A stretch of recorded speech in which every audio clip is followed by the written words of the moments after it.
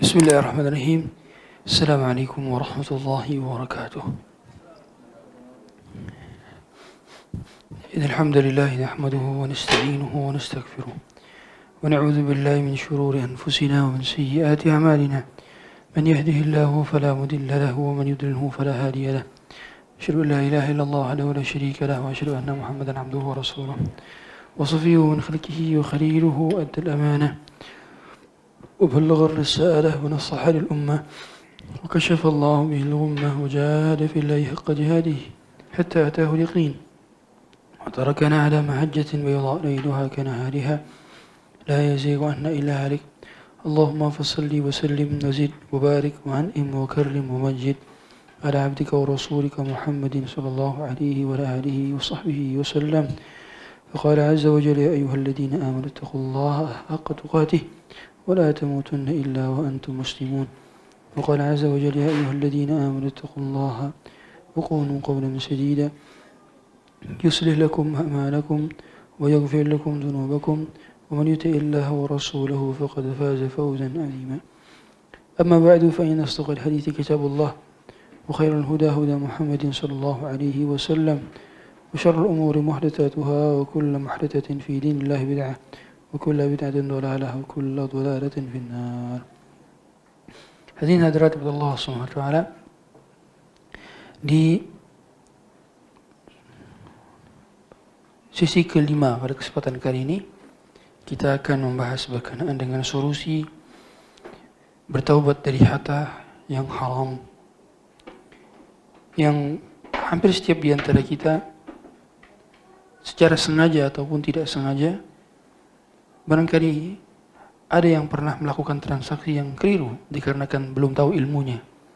Oh, Ustaz, baru tahu kemarin ternyata transaksi saya ada sisi inah di sana. Ada tawarruk munazzam atau sisi ribanya ternyata. Baru tahu. Bagaimana cara bertaubatnya? Dan sejatinya kita semua memang diwajibkan untuk bertaubat.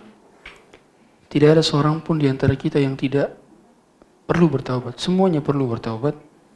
Karena kewajiban taubat sama seperti kewajiban sholat. Kewajiban sholat sama seperti kewajiban puasa Ramadan. Sama seperti kewajiban menutup aurat. Sama seperti kewajiban berbakti kepada kedua orang tua. Ya ayyuhalladzina amanu tubu ilallahi taubatan nasuha. Wa tubu ilallahi jami'an ayyuhal mu'minuna la'allakum tuflihun. Allah perintahkan taubat justru kepada orang yang telah beriman, bukan hanya kepada orang yang bermaksiat saja. Maka orang beriman pada saat dia merasa bahwa dia tidak pernah melakukan dosa, justru di situ adalah letak tertinggi dia harus melakukan taubat. Karena taubat sejatinya bukan hanya pada melakukan kesalahan saja, bahkan tidak pernah mungkin manusia melakukan kesalahan. Sebab Nabi sallallahu alaihi wasallam mengatakan, "Kullu bani Adam khata' wa khairul khatta'ina at-tawwabun." Sebaik-baik yang berbuat kesalahan ialah mereka yang bertaubat. Maka dahulu kita melihat bagaimana para sahabat mereka bertaubat dari harta-harta yang haram, yang mereka benar-benar wara terhadap diri mereka. Pada saat Abu Bakar Siddiq mengetahui bahwa budaknya yang membawa roti itu ternyata dahulunya adalah budak yang mendapatkan roti tersebut dari hasil sihir, maka beliau langsung memasukkan jarinya ke dalam kerongkongan. Beliau ingin muntahkan seketika. Bahkan diriwayatkan bahwa beliau berpuasa berhari-hari setelah itu untuk menetralisir satu sumber makanan yang haram yang ada di kerongkongannya karena ketidaktahuannya. Padahal sejatinya kalau tidak tahu maka dimaafkan. Tetapi karena kewaraannya, penjagaan agar tidak ada satu daging pun yang tumbuh dari harta haram tersebut, maka dirinya tidak ingin ada yang menjadi daging, darah, kulit ataupun organ-organ lainnya dari nutrisi yang telah kita makan dari harta yang haram. Maka lihatlah bagaimana para sahabat benar-benar melangsungkan setiap kali ada yang disampaikan oleh Nabi SAW dari perkara yang haram, maka mereka langsung putuskan seketika agar tidak memakannya lagi. Dahulu dihalalkan humurul ahliyah atau keledai negeri. Keledai yang biasa digunakan untuk berkendara. Keledai yang biasa digunakan untuk mengangkut sebagian barang. Keledai itu dulu dihalalkan sebelum tahun 7 Hijriah. Tatkala perang Khaybar, para sahabat telah memasaknya, semuanya telah menyiapkan masakan-masakan mereka di kuali-kuali besar. Karena mereka menggunakan tunggangan satu-satunya ialah keledai yang bisa dijadikan masakan saat itu. Karena mereka berhari-hari di dalam mengepung orang-orang yang berada di Khaybar, Yahudi Khaybar. Persediaan makan mereka telah habis. Kecuali mereka harus menyembelih kendaraan mereka sendiri. Kalau sekarang, kalau dulu, kalau makanan habis bisa disembelih kendaraannya. Sekarang, kendaraan kita tidak bisa disembelih. Kendaraan kita, mobil, motor, tidak bisa disembelih. Maka saat mereka sudah menyembelih hewan-hewan tersebut dan sudah menaruhnya di atas kuali mereka, datanglah sahabat yang mendapatkan sabda Nabi SAW yang Nabi baru saja mendapatkan wahyu dari Allah. Inna Allaha qad harrama alaikum luhum al-ahliyah. Sungguhnya Allah telah mengharamkan atas kalian daging-daging keledai negeri. Apa yang mereka langsung katakan? Apakah mereka mengatakan, nanti saja ini dulu kan sudah siap ready untuk dimakan. It is ready to eat, ready to serve. Apakah mereka katakan demikian? Tidak. Mereka benar-benar tidak mengatakan demikian. Yang mereka lakukan hanya satu. Mereka menumpahkan kuali-kuali mereka dan hingga daging-daging tersebut mengaliri kuah-kuahnya hingga ke selokan-selokan di area Khaybar. Sebab ketaatan kepada Allah. Padahal kondisi sangatlah lapar. Bagaimana tidak lapar? Seorang tidak mungkin lapar kecuali melakukan hal-hal yang paling jarang dilakukan, yaitu menyembelih keledai tunggangan sendiri. Itu hal yang paling jarang. Tapi begitu sudah ready to eat, ready to serve, ternyata Allah mengharamkannya. Dan ketaatan itulah yang menjadikan mereka mulia di sisi Allah, menjadikan mereka generasi terbaik. Begitu pula ketika khamr diharamkan. Pada saat khamr, hari di mana khamr diharamkan, berkata Anas bin Malik, maka semua khamr milik Abu Talhah dituangkan semua ke selokan hingga selokan Madinah semuanya isinya adalah khamr. Kapan terakhir kita melihat pemandangan ada selokan yang isinya adalah khamr? Tidak ada, kecuali di generasi sahabat. Khamr, selokan-selokan kita isinya air dari air rumah tangga, air kotoran rumah tangga. Sedangkan selokan-selokan saat itu ialah khamr. Karena ketakwaan mereka dan juga keberanian mereka di dalam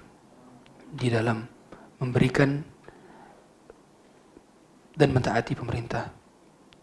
Mereka ialah Rasulullah SAW. Kemudian kita harus mengklasifikasikan di antara harta ada dua sisi keharaman. Yang pertama, haram karena cara memperolehnya. Yang kedua, haram sebab zatnya. Jadi harta itu diharamkan karena dua. Satu, haram karena cara memperolehnya. Yang kedua, haram karena zatnya. Haram karena cara memperolehnya, maka konsekuensi dari harta ini ialah harta ini ketika dipindah tangankan secara syar'i, maka dia halal. Dipindah tangankan secara syar'i, maka dia halal. Meskipun sebelumnya pernah ada orang menggunakan harta ini dengan cara haram. Adapun yang kedua, haram secara zat. Maka seorang yang menggunakan harta ini untuk transaksi, mau dia menggunakan transaksi halal sekalipun tetap tidak menjadikan transaksinya halal. Sebab zatnya ialah haram. Nanti konsekuensinya akan turun. Di mana seseorang yang bertransaksi dalam hal riba, memberikan kita hadiah, akankah ia halal untuk kita? Dia hadiah untuk kita. Maka ada perincian. Allah mengatakan ada perincian. Bila itu satu-satunya harta yang menjadi miliknya, dan dia tidak punya harta lain pemasukan kecuali dari riba, maka kita dilarang untuk menerimanya. Tapi kalau itu sudah campuran dari harta-harta lain, maka kalaupun dia ada transaksi riba, kita halal menerima hadiah tersebut. Dalilnya ialah Rasulullah SAW menerima hadiah dari Yahudi. Rasulullah menerima dari Zainab bintul Harith satu potong dari paha kambing yang ready to eat. Pada saat lagi-lagi penaklukan Khaybar tahun ke-7 Hijriah. Beliau memakannya. Sehingga akhirnya menempellah sebagian racun di kerongkongannya, dan itulah salah satu penyebab wafatnya beliau sallallahu alaihi wasallam karena teracuni. Maka dari situ difahami bahwa Yahudi, majority of income mereka ialah riba. Yang Allah sebutkan wa akhdhihimur riba wa qad nuhu an. Mereka memakan riba padahal telah dilarang oleh Allah. Dan ya ayyuhalladzina amanu la ta'kulur riba adha'afan mudha'afah. Sebelum larangan ini berlaku ke atas orang beriman, Allah telah larang kepada orang Yahudi untuk memakan riba. Karena mereka berbuat riba kepada selain mereka. Adapun kepada sesama mereka, mereka tidak melakukan riba. Maka income terbesar dari riba diperoleh oleh orang Yahudi. Dari zaman ke zaman, dari dulu sampai sekarang. Kita lihat Rothschild, BlackRock, apapun namanya. Venture capital yang besar-besar. Hampir dia adalah pendanaannya dari sumber yang sama. Keluarga Yahudi. Karena memang mereka sudah mengakar tradisi ini, sangat cerdik sekali dalam mengabadikan kekayaan dengan cara tanpa resiko, yaitu riba. Begitu pula ada fatwa daripada Abdullah bin Abbas. Satu ketika beliau diundang makan oleh seseorang yang non-muslim. Atau ada seorang yang bertanya kepada beliau pada saat mereka diundang makan oleh orang yang pendapatannya umumnya adalah haram. Kemudian ditanya, apakah halal makanan yang saya makan? Maka beliau menjawab, maka hartanya adalah untuk engkau, sedangkan haramnya untuk dirinya. Makanan untuk engkau, sedangkan keharaman untuk dirinya. Kenapa? Karena harta tersebut tidak haram secara zat, tapi dia haram secara kasb, cara memperolehnya. Makanya ada dua sisi keharaman. Kalau yang pertama haram karena cara memperolehnya, maka ia dinamakan haramun likasbihi. Adapun yang kedua ialah haramun li'ainihi. Haramun likasbihi, haramun li'ainihi. Sebab buktinya, contoh lain, dari setiap harta riba itu boleh hukumnya disalurkan kepada fakir miskin. Jadi bukan hanya untuk fasilitas umum saja, tapi boleh untuk fakir miskin. Para ulama mengatakan ada khilaf tentang pendirian masjid yang dibangun di atas dana riba. Apakah ia boleh atau tidak? Sebagian yang mengatakan tidak boleh, ialah karena masjid harus dibangun dari harta halal, sebagaimana Ka'bah. Mengapa Ka'bah menyisakan Hijr Ismail? Padahal itu bagian daripada Ka'bah. Karena saat itu mereka hanya membangun dari dana yang halal saja, sehingga mereka tidak mampu membangun keseluruhan dalam bentuk D seperti ini. Maka mereka hanya menyisakan sisaan bangunan Hijr Ismail saja, karena dana halalnya tidak cukup.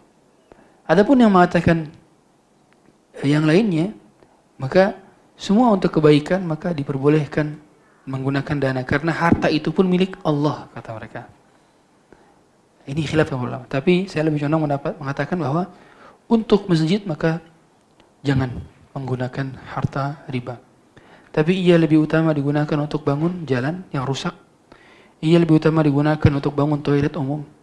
Ia lebih utama digunakan untuk membantu orang-orang yang fakir miskin. Itu lebih utama dalam ranah sosial. Menggunakan bunga bank ataupun pendapatan dari riba. Meskipun tidak dihalalkan, tidak dibenarkan ya. Tapi cara penyalurannya ialah kepada sektor-sektor kebaikan. Maka hampir setiap kita katakan uang yang kita pegang saat ini, apakah kita menjamin transaksi orang sebelumnya halal dari pakai uang itu? Contoh, kita menjual handphone. Orang beli 1.000 ringgit misalnya. Apakah kita tahu orang yang beli ini uang yang dia gunakan adalah hasil dari yang halal atau haram? Tidak kita ketahui. Karena halal atau haramnya uang tersebut tergantung masing-masing transaksi yang kita gunakan dengan dia. Bukan transaksi sebelum-sebelumnya, bukan riwayat transaksi sebelum-sebelumnya.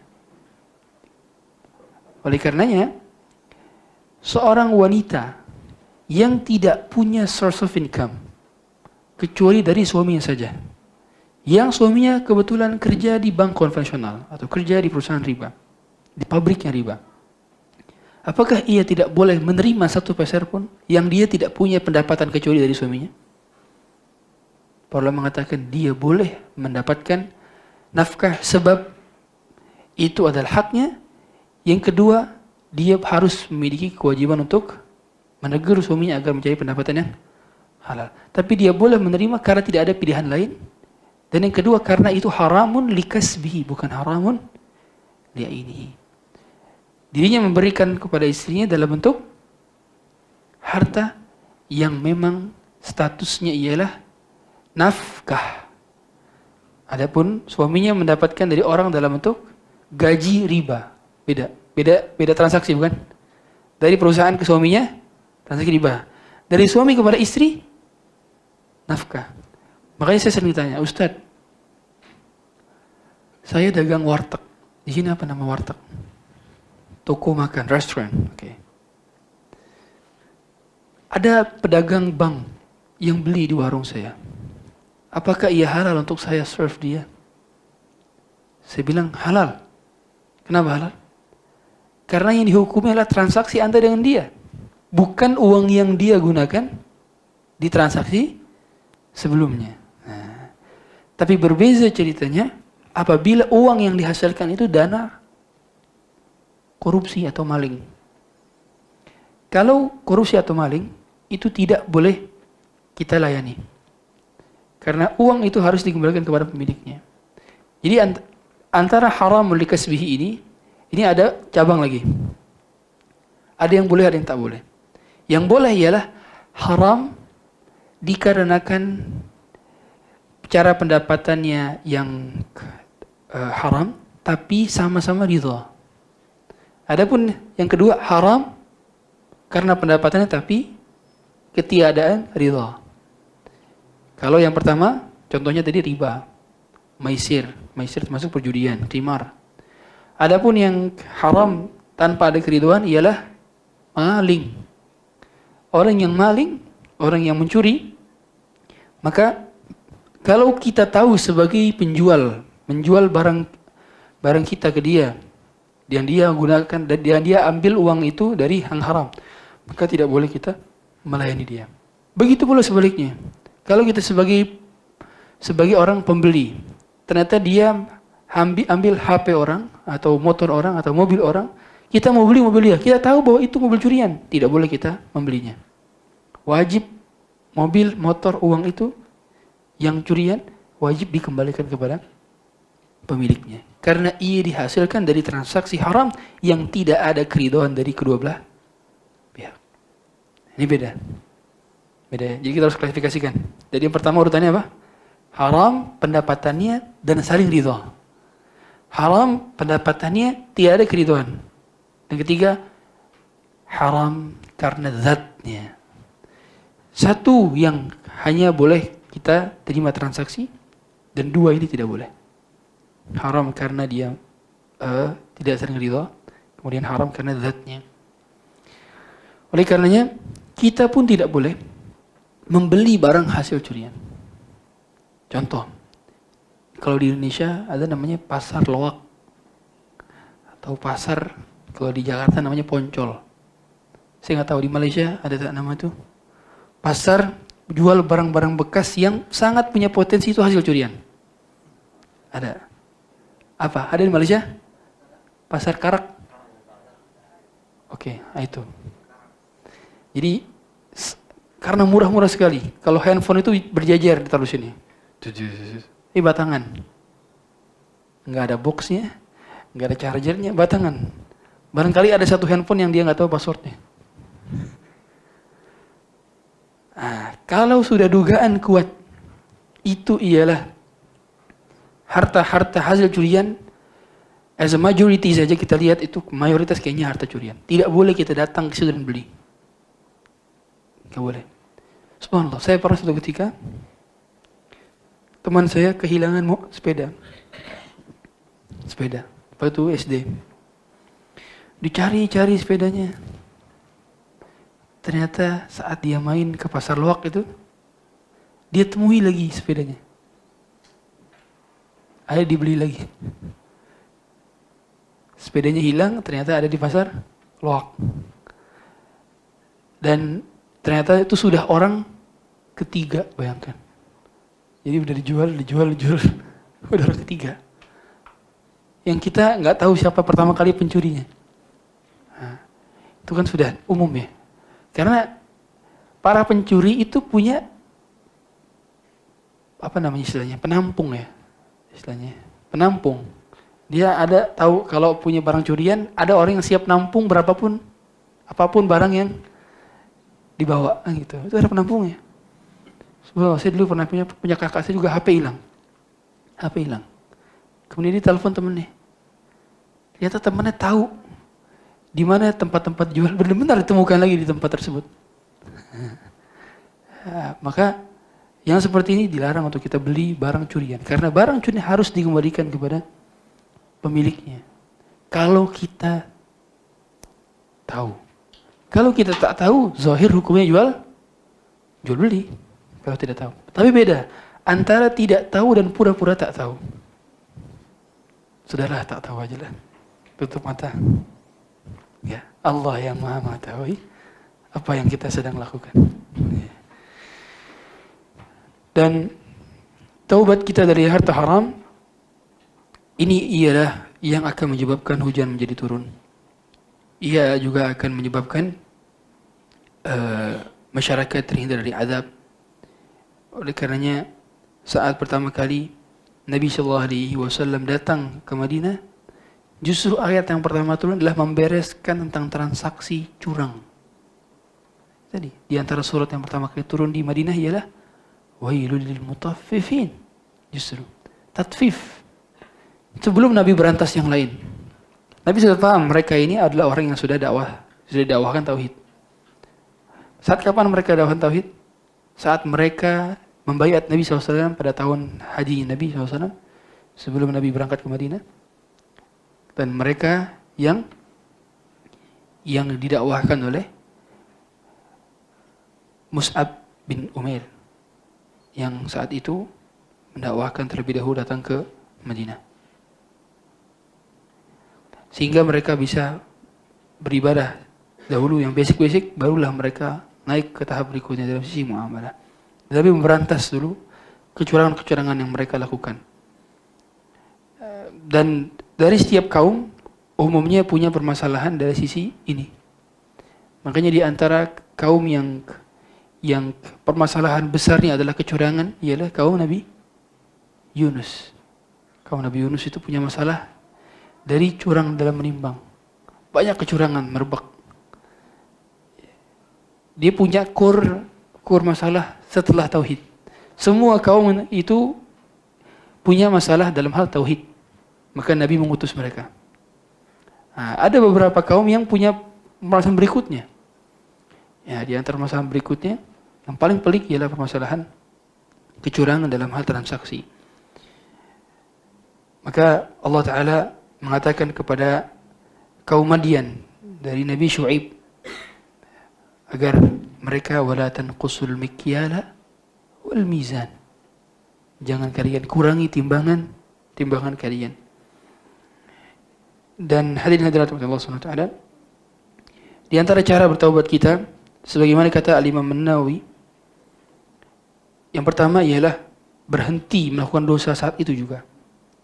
Jadi kalau kita mau bertaubat dari transaksi haram, bekerja di perusahaan yang haram, tidak ada cara lain kecuali kita berhenti sejak saat itu juga. Taubat tidak dikatakan taubat kalau dia tidak ada stop. Maka dia wajib stop segera. Kemudian yang kedua, dia menyesali perbuatannya. Dan yang ketiga, dia bertekad untuk tidak mau mengulanginya. Dan persyaratan taubat ini kaitannya taubat dengan apa? Dengan dosa yang kita kerjakan, kaitannya dengan Allah. Adapun yang keempat ada tambahan. Kalau kalau harta itu didapatkan dari muamalah yang mengandung ketidakridhaan, maka wajib dikembalikan.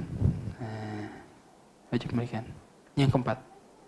Yang kelima, kalau harta tersebut bersumber dari harta haram yang ternyata saling ridha antara kedua pihak, maka tidak dikembalikan, tapi disalurkan kepada fakir miskin. Paham? Jadi 1, 2, 3 ini jelas syarat taubat yang umum kita ketahui. Menyesali perbuatan, berhenti, bertekad untuk tidak mengulangi. Niyah taubatan nasuha. Adapun yang keempat dan kelima, tergantung jenis harta yang kita geluti. Nah, yang dikatakan harta haram itu didapatkan dari transaksi yang tidak ridho, contohnya apa? Mencuri. Terus apa lagi? Jual beli terpaksa atau bai'ul mukrah. Seperti tadi, ibu-ibu yang nawar terlalu kejam sampai abangnya iba. Nah, itu termasuk bai'ul mukrah. Kemudian kita beli secara paksa, dia ambil barangnya, ini uangnya. Padahal orangnya belum ridho. Kemudian jual beli yang mengandung unsur ghish, seperti menipu. Nah, kita menipu orang dalam bentuk apapun itu tipuannya, maka itu termasuk wajib dikembalikan haknya. Tidak cukup bertaubat kepada Allah. Jadi orang-orang yang mendapatkan uang dari hasil tipuan kepada orang, entah dia nipu pakai telepon, dia nipu pakai SMS, mama minta pulsa, dia menipu pakai banyak ya cara-cara tipuan sekarang. Diminta OTP-nya, subhanallah. Saya pernah ketipu saat telepon call center. Ternyata istri saya cari nomor call center di Google. Semua orang punya nomor bisa taruh di Google untuk ditaruh di sponsor paling atas. Karena mereka bisa pakai ads di telepon. Ternyata karena lagi nyetir, maka tidak sadar dimintai OTP. Ini kami kabari OTP. Subhanallah, saldo habis untuk tidak banyak ya saldonya. Saldo bukan e-wallet. Pembelian ke transfer ke beli voucher game dia. Penipunya ini beli voucher game. Subhanallah. Dan itu jenis penipuan. Kalau dia bertobat, maka dia harus kembalikan uang itu lagi. Tidak bisa dia cukup sedekahin uang itu. Dia harus kembalikan uang itu. Gimana pun caranya. Kalau tidak mampu, karena kalau dia kembalikan nanti dia bermasalah. Ditanyain interogasi. Gimana caranya? Maka dia dikirim dengan cara-cara yang memungkinkan dia untuk tidak ketahuan misalkan. Yang jelas hak itu harus dikembalikan lagi kepada si pemiliknya.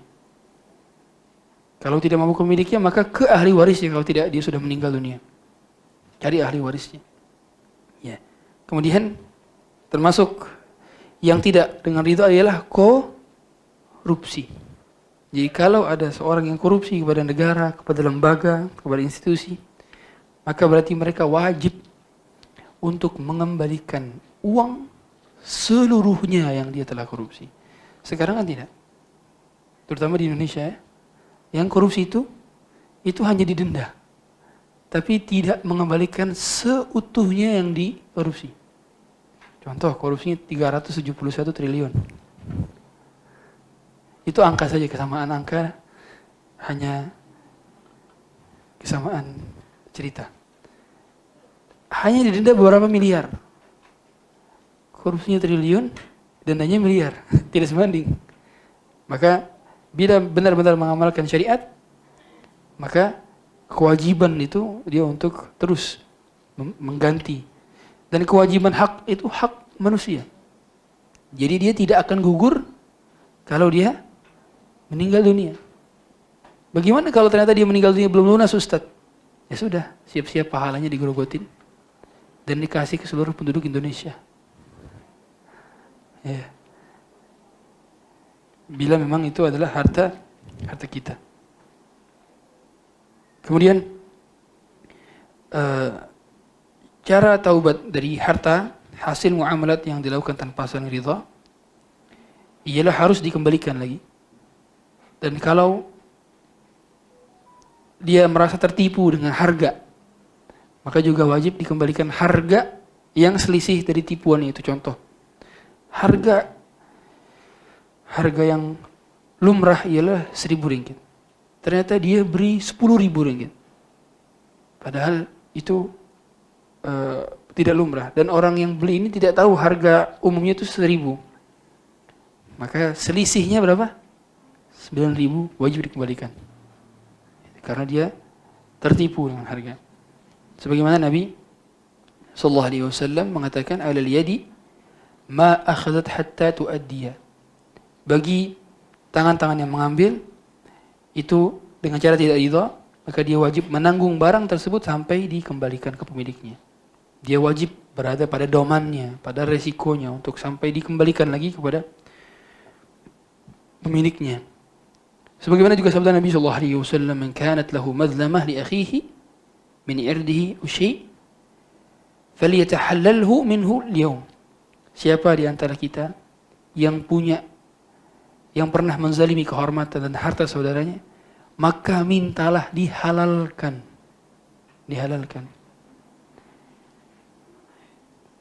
Agar saudaranya menghalalkan sekarang. Qabla an la yakuna dinarun wala dirham. Sebelum di hari di mana dia akan dapati tidak ada dinar dan dirham. In kana lahu 'amalun salih ukhidha minhu biqadrin madlamatin. Karena kalau dia punya amal soleh, kalau ternyata Allah tidak sama sekali menimbang satu biji zarrah pun karena tidak ikhlas, enggak punya amalan. Sebab innama yataqabbalullahu minal muttaqin. Allah hanya menerima dari yang bertakwa. Diambil dari harta sesuai dengan kadar kezaliman. Wa illam takun lahu hasanat ukhidha min sayyiati sahibihi fahumila alaihi. Kalau ternyata dia tidak punya sama sekali, maka dosa orang yang dizalimi diambil dan diberikan kepadanya sampai dia dimasukkan ke dalam neraka. Lalu bagaimana Ustaz dengan harta haram hasil muamalat yang tidak saling ridha dan diketahui keberadaan rekan transaksinya? Maka kalau tanpa saling ridha wajib dikembalikan jika diketahui pemiliknya dan masih zatnya belum berubah. Kalau zatnya adalah zat yang gampang berubah gimana? Contoh, yang diambil ialah anggur. Anggur cepat busuk. Kalau saat mengambil itu anggur masih utuh, ternyata busuk di kita. Sudah berapa hari? Busuk. Maka dia wajib mengganti senilai anggur yang diambil. Senilai anggur yang diambil atau setara dengan anggur tersebut. Tapi ingat, anggur itu mithliyat atau qimiyat? Ingat kemarin, anggur kategori mithliyat atau qimiyat? Mithli. Sehingga wajib dengan anggur yang setara. Jenisnya, beratnya setara. Tapi kalau yang dihilangkan ialah sapi, Dia curi sapi. Saya tanya, sapi itu kalau didiamkan dia akan mati. Dia perlu diberi makan. Dan ukurannya akan berbeda. Apalagi kalau sudah disembelih. Maka dia saat mau mengembalikan harta curiannya berupa sapi, dia mengembalikan dalam bentuk sapi atau senilai dengan sapi? Senilai dengan sapi. Sebab ia adalah kimiyat, bukan misliyat. Sebagaimana kita sampaikan kemarin. Misli ialah yang tak punya, yang selalu punya padanannya. Sedangkan kimi yang tidak punya padanannya. Maka dia wajib mengembalikan itu. Ya. Makanya begitu pula dalam perkara menemukan barang yang hilang. Kalau kita nemu barang yang hilang di tengah jalan, dan ternyata barang yang hilang itu ialah barang yang mudah rusak. Dan kita punya niatan untuk mengumumkan barang tersebut. Contoh yang kita temukan ialah kambing. Kalau kambing masih mungkin untuk dirawat dulu. Tapi yang kita temukan ialah buah-buahan. 1 ton kita temu buah di jalan. Gimana? Kalau diumumkan setahun, buahnya udah busuk. Caranya gimana berarti? Dijual semuanya, uangnya disimpan. Nanti saat orang ketemu, siapa orang ketemu yang dapat? Oh iya nih, dikasih uangnya. Itu cara menjaga harta ketika kita mau mengumumkan barang yang hilang. Barangnya dijual dulu. Jadi uang setelah itu baru diberikan nilai uang tersebut kepada orang yang telah ditemukan pemiliknya. Meskipun tidak mudah ya mengumumkan barang yang hilang kepada pemiliknya. Dan saya ada cerita dari ini, saya baca kitab Siyar A'lam Nubala. Dan kisahnya Imam Ibnu Aqil Al-Hambali, Abul Wafa, Imam Ibnu Aqil Al-Hambali. Saya pernah dapat pertanyaan dari seorang, Ustaz, saya punya putri, Ustaz, 2 kata dia. Putri saya ini sulit untuk cari pria seperti yang saya idam-idamkan. Lingkungan saya udah cari, gak ketemu, Ustaz. Gimana Ustaz caranya, Ustaz? Saya bilang, antum banyak berdoa. Terus saya ceritakan kisah ini. Di mana dahulu Al-Imam Ibnu Aqil Al-Hambali sedang berada di Mekah. Beliau menemukan permata yang hilang. Ternyata didapati permata itu oleh seorang kakek-kakek. Kakek-kakek itu ternyata yang memilikinya. Setelah dicari-cari, maka benar-benar dikembalikan permata itu kepada kakek ini. Sampai satu ketika, ada suatu perjalanan yang mengiringinya, membuat dia perlu pergi ke satu pulau untuk bersafar. Satu hajat. Entah itu diutus untuk menjadi imam di sana. Maka pergilah dia. Ternyata di sana dia mendapati ada satu masjid yang kosong pemiliknya. Yang kosong pemiliknya. Maka di sana dia ternyata menjadi marbot masjidnya. Dipelihara dalam masjid itu. Kemudian datanglah orang-orang di kampung tersebut. Maukah engkau menikah dengan putri dari si penjaga masjid ini yang sudah lama meninggal? Akhirnya dilihatlah. Dan ternyata tertarik, maka dia menikah dengan wali hakim. Akhirnya beliau menikah dengan putri tersebut. Pada saat di malam pertama, ternyata persis dia lihat permata itu di kalung istrinya. Menjadi kalung bagi istrinya. Pada saat itu dia melihat, mengapa kau begitu terkaget melihat permataku? Subhanallah. Itu adalah permata yang beberapa tahun lalu saya temukan dan saya berikan kepada kakek tua itu. Dan ternyata istrinya pun kaget. Subhanallah. Ternyata kau adalah doa selama ini ayah saya. Jadi setelah ayahnya pulang dari Mekah, ayahnya berdoa. Karena di kampung itu tidak ada laki-laki soleh. Dia berdoa. Dia ingin dapat menantu seperti laki-laki yang dia kemarin temui dari kalung tersebut. Ternyata ayahnya berdoa dan dikabulkan doanya ayahnya sampai laki-laki ini bersafar ke negerinya dan menikahi putrinya. Pengaruh doa. Ini cerita serius, benar. Silakan cek di Siyar. Kisah Ibnu Aqil Hambali. Pemilik kitab Funun, sahibu kitab Funun. Kitab tertebal dalam peradaban manusia. 800 jilid.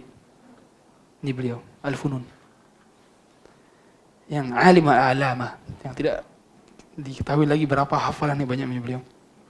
Yang kalau dia makan itu masa muda, dia butuh celupan air, dia nggak mau makan kering. Setiap roti dicelupi air, makan. Karena kata beliau, lamanya saya dalam mengunyah membuat saya tersibukkan dari makan daripada menulis hadis. Ini Ibnu Aqil Al-Hambali. Cerita saja. Maka di hari-hari ini boleh jadi keadaan kita tidak mungkin. Tapi tak ada yang tak mungkin dari doa. Bahkan Allah akan datangkan calon menantu yang kita harapkan dari untuk putri kita. Hingga jaraknya pulau ke pulau. Negeri ke negeri. Negara ke negara. Boleh jadi hadirin ada yang masih jomblo. Tidak ada yang tahu ternyata jodohnya Allah datangkan dari pulau ke pulau. Allahuakbar. Kemudian dari harta haram yang diketahui pemiliknya, maka perubahan, kalau ada perubahan dari barang tersebut yang sekiranya bukan karena tanggungan si penemu atau orang yang mengambil barang tersebut, kalau ternyata barangnya ada kurang, contoh, dia mencuri kambing. Ternyata pas saat dicuri kambingnya ini nggak diurus, kering. Dia lupa dikasih makan. Dan dia mau bertaubat. Maka kekurangan daripada dagingnya yang disebabkan gara-gara dia tidak memberi makan, itu harus menjadi kompensasi ketika dia mengembalikan kambing yang dicurinya. Berapa misalkan? Gara-gara nggak dikasih makan. Jadi perubahan yang menyebabkan nilai barang tersebut menjadi berkurang, itu ditanggung juga oleh pencuri. Tapi kalau opportunity cost maka tidak ditanggung. Sebab itu tidak terukur nilainya berapa. Tidak terukur opportunity cost. Harusnya kambing itu bisa dijual, tapi gara-gara dicuri jadi nggak terjual misalkan. Itu kan nggak bisa diukur berapa chance-nya. Maka hanya kompensasi dari nilai yang berkurang saja. Contoh, sebelum diambil harga kambing itu 4 juta rupiah. Ketika dikembalikan ternyata harganya 3 juta rupiah karena kurus. Maka berarti berapa diselisih? Bayar 1 juta. Sederhana kan? Perubahan yang menyebabkan nilai barang menjadi bertambah, seperti kambing menjadi lebih gemuk atau beranak. Nah, kalau ternyata setelah dicuri jadi gemuk kambing, gimana? Alhamdulillah, yaudah deh curi lagi deh nih. Minta dicuri lagi, biar gemuk. Para ulama berselisih di sini. Ada yang mengatakan si pencuri boleh mendapatkan kompensasi karena dia telah menggemukkan. Tapi saya lebih condong pada pendapat tidak. Tidak diberi. Itu resiko dan kewajiban dia memang untuk menjaga kambing tersebut. Adapun gemuk, kita tidak pernah, saya tanya, barang kalau sudah dicuri, kemudian dia ridha dengan curian tersebut, itu tidak lagi menjadi curian lagi kan? Contoh ada barang, diambil. Dia mencuri. Oh kamu curi ya? Oh yaudah dah, gak apa-apa. Itu bukan jadi curian lagi. Maka dikatakan curian itu kan apabila dia tidak ridha. Maka ketika barang tersebut ternyata bertambah nilainya, ya sejak awal transaksinya sudah tidak ridha. Maka berarti itu resiko dirimu karena mengambilnya. Ya. Karena tidak ada hak sama sekali kepada orang yang yang berbuat zalim. Sebagaimana perkataan dari Nabi sallallahu alaihi wasallam dalam hadis riwayat Muslim, "Wa laysa li'irqin zalimin fihi haqqun." Wa laysa li'irqin zalimin haqqun fihi haqqun. Orang yang telah berbuat kezaliman dengan keringatnya sendiri sama sekali tidak memiliki nilai untuk diberikan kompensasi. Nggak ada. Sejak awal dia sudah zalim. Nggak bisa dia dapat hak. Ya. Nggak bisa. Ya. Tapi tadi ada ada pendapat kaum ulama yang saya cenderung kepada pendapat yang mengatakan tidak wajib dikembalikan nilainya. Harta haram hasil muamalat yang tidak saling diadu dan tidak diketahui keberadaan rekan transaksinya. Kalau tadi diketahui rekan transaksinya, rekan yang ditipunya. Kalau sekarang tidak diketahui keberadaannya. Entah dia sudah meninggal, entah dia sudah lost contact. Tapi sekarang hampir bisa semua diakses. Apa yang nggak bisa? Hari ini kita mungkin kalau dipikir-pikir, misalkan kita pernah di sini pada saat SD atau SMP beli gorengan 2, ambilnya 4. Beli gorengan 5, ambilnya 10 misalkan. Pedagangnya tidak sadar kalau itu diambil demikian. Maka gimana tuh? Kalau di sini yang pernah punya masalah sama hal demikian, atau uang kembalian yang lebih. Wah, lebih nih, alhamdulillah dapat. Bayar 50.000, kembalinya 100.000. Gimana ini kembalinya? Ingat-ingat lagi. Sebab itu wajib dikembalikan. Coba ingat-ingat lagi. Kalau ada, dahulu pernah bandel. Siapa yang kita pernah lakukan seperti itu? Ingat-ingat lagi. Cari. Karena selama masih hidup, dia masih bisa dicari datanya sekarang. Dan bisa kita berdoa agar Allah temukan kita dengan orang ini. Ya Allah, temukanlah saya dengan orang ini. Nanti bisa dikembalikan. Bila jujur kepada Allah Ta'ala. Yang semacam ini, maka dia tidak mungkin untuk mengembalikan uangnya kepada pemiliknya lagi karena tidak ada pemiliknya, tidak dapat lagi. Maka dia bisa mensedekahkan kepada fakir miskin. Kalau sudah tidak lagi tahu berapa orang yang pernah diambil hartanya sama dia, carilah fakir miskin, berikan harta dan niatkan. Ini ialah harta untuk orang yang pernah saya ambil hartanya. Nah, diniatkan. Kalau ternyata setelah sudah disedekahkan, orang ini tiba-tiba datang. Wah, ketemu. Wah, telat. Udah disedekahin. Apakah bilang gitu? Enggak. Kita wajib tetap membayar harta yang menjadi miliknya. Adapun sedekah yang sudah kita lakukan ialah sedekah atas nama kita. Otomatis. Jadi nggak bisa serta-merta. Oh, nggak bisa, udah sedekahin telat, nanti kemana aja? Nggak bisa. Itu tanggungan Anda memang sejak awal. Tapi kenapa kita perlu sedekahin langsung? Supaya tidak diambil pahala kita di hari kiamat. Karena sudah kita bayar dalam bentuk pahala di dunia. Berupa sedekah semisal nominal. Dan orang saat di hari kiamat lebih butuh pahala daripada rekening lagi. Rekening udah nggak bisa berpengaruh. Coba seandainya harta tersebut boleh jadi kalau dikembalikan uang, boleh jadi orang ini nggak menggunakan harta itu untuk sedekah, bukan? Dia bisa jadi beli iPhone baru, dia bisa beli barang yang lain. Tapi kalau disedekahkan, itu jadi kebajikan bagi dia ketika berada di hari kiamat. Ya, meskipun tetap saja saat tidak ditemukan, kita lakukan sedekah terlebih dahulu untuknya. Itu yang diamalkan oleh Abdullah bin Mas'ud radhiyallahu taala anhu. Ketika beliau memberi seorang budak, lalu beliau membawa budak itu masuk ke dalam rumah. Kemudian dia menimbang emas sebagai harga budak tersebut. Pada saat Ibnu Mas'ud radhiyallahu taala keluar untuk menyerahkan uang kepada penjual budak, ternyata dia sudah tidak menemukan lagi penjual budak itu. Jadi pas mau dibayar, tiba-tiba penjualnya pergi. Budaknya di sini. Budaknya masih ada. Maka Ibnu Mas'ud berusaha untuk mencari dulu. Kemana dia cari? Menunggu penjual budaknya selama setahun. Dan ketakwaan seorang. Setelah setahun berlalu, apa yang beliau lakukan? Ternyata beliau nggak nemuin lagi. Mana penjual budaknya? Dia baru ngitung tadi duit, pengen dibayar, ternyata nggak temuin lagi.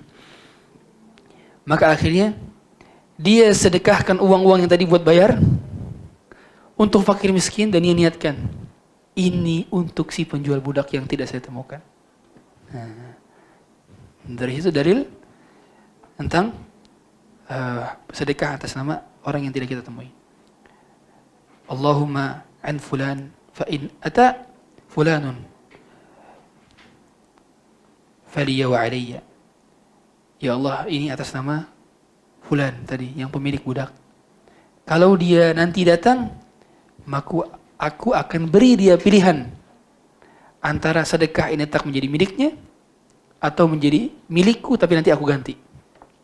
Jadi bisa kita kabarkan dulu, Pak, uangnya udah saya sedekahin Pak kemarin. Bapak ridho gak?